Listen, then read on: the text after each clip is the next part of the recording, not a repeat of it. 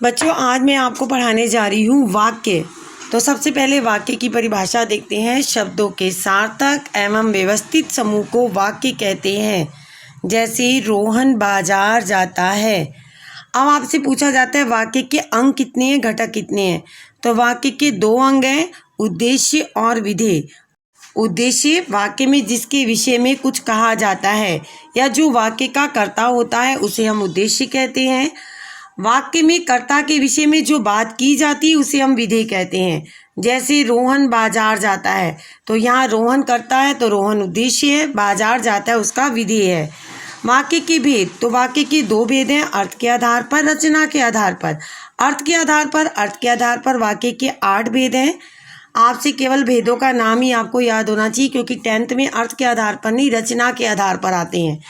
तो 8 भेद हैं: विधानवाचक, इच्छावाचक, प्रश्नवाचक, संकेतवाचक, संदेहवाचक, निषेधवाचक, विस्मय सूचक, आज्ञावाचक। रचना के आधार पर वाक्य भेद, ये आपसे क्वेश्चन पूछा जाता है। कितने भेद होते हैं? 3 भेद होते हैं, सरल, संयुक्त और मिश्रित। सरल वाक्य में एक या एक से अधिक उद्देश्य तो हो सकते हैं, परंतु विधेय एक होता है, अर्थात जहाँ पर एक ही विधेय का प्रयोग किया जाता है वहाँ सरल वाक्य है। जैसे नीता, रीता और राम, कर्ता तो 3 है लेकिन विधेय एक ही है, विद्यालय जा रहे हैं, तो एक विधेय होने के कारण ये सरल वाक्य है। संयुक्त वाक्य में 2 वाक्य होते हैं जिन्हें आपस में जोड़ने के लिए समुच्चय बोधक का प्रयोग किया जाता है। जैसे सीता बाजार गई, एक वाक्य, पुस्तक लाई दूसरा वाक्य। समुच्चय बोधक कौन सा शब्द था? और, जिसने इनको जोड़ा, तो ये आपका हो गया संयुक्त वाक्य। तीसरा देखते हैं मिश्रित वाक्य। मिश्रित वाक्य में एक प्रधान वाक्य होता है और दूसरा उस पर निर्भर होता है, अर्थात मुख्य वाक्य पर अन्य वाक्य निर्भर होते हैं। उन्हें जोड़ने के लिए यहाँ भी हम समुच्चय बोधक शब्दों का प्रयोग करते हैं। अध्यापिका ने बताया कि कल छुट्टी होगी, तो मुख्य वाक्य क्या है? अध्यापिका ने बताया। अब आश्रित क्या है? कल छुट्टी होगी, तो यहाँ पे ये मिश्रित वाक्य है। वाक्य रूपांतर। बच्चों, वाक्य रूपांतर का अर्थ होता है वाक्य के जब एक स्वरूप को दूसरे स्वरूप में निर्देश अनुसार परिवर्तित किया जाए, जैसा कहा है वैसा बदला जाए। जो वाक्य परिवर्तित करते समय हमें ये ध्यान रखना है कि वाक्य की रचना बदलनी है, उसका अर्थ नहीं बदलना। जैसे सरल वाक्य था, माता जी के गीत पर दादी नाचने लगी, ये सरल वाक्य था। अब मैंने संयुक्त में इसे समुच्चय बोधक से जोड़ा, माता जी ने गीत गाया और दादी नाचने लगी। और मिश्रित बनाया, तो जब माता जी ने गीत गाया तब दादी नाचने लगी। तो ये वाक्य रूपांतर है, एक वाक्य को निर्देश अनुसार बदलना वाक्य रूपांतर कहलाता है।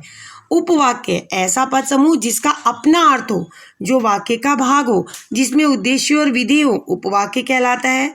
एक वाक्य में अनेक उपवाक्य होते हैं, जिसमें एक प्रधान होता है, शेष आश्रित होते हैं। आश्रित को हम कैसे जोड़ेंगे? जो, जिसे, जितना, क्योंकि आदि से। उपवाक्य के भेद, संज्ञा, विशेषण, क्रिया विशेषण, 3 भेद हैं। संज्ञा उपवाक्य, जो उपवाक्य प्रधान वाक्य के संज्ञा या संज्ञा पद के स्थान पर प्रयोग होता है उसी संज्ञा उपवाक्य कहते हैं। मैं नहीं जानती कि वे कहाँ हैं, कहाँ स्थान है, संज्ञा उपवाक्य है। विशेषण उपवाक्य, जो आश्रित उपवाक्य प्रधान या मुख्य वाक्य में संज्ञा स्वनाम की विशेषता बताते हैं उन्हें विशेषण उपवाक्य कहते हैं। वह बालिका जो कल अनुपस्थित थी बीमार है, तो यहाँ पे प्रधान वाक्य है, वह बालिका बीमार है, प्रधान तो ये है, लेकिन जो कल अनुपस्थित थी ये उसकी विशेषता बन गई है, तो यहाँ पे क्या है? ये विशेषण उपवाक्य है। तीसरा आता है क्रिया विशेषण उपवाक्य, जिस आश्रित उपवाक्य का प्रयोग क्रिया की विशेषता के रूप में किया जाता है या जो आश्रित उपवाक्य प्रधान वाक्य की क्रिया की विशेषता बताता है उसे हम क्रिया विशेषण उपवाक्य कहेंगे। जैसे जब मैं भारत में रहता था तब रोज सुबह उठता था, तो जब मैं भारत में रहता था ये क्रिया की विशेषता है, तो यहाँ क्रिया विशेषण उपवाक्य है।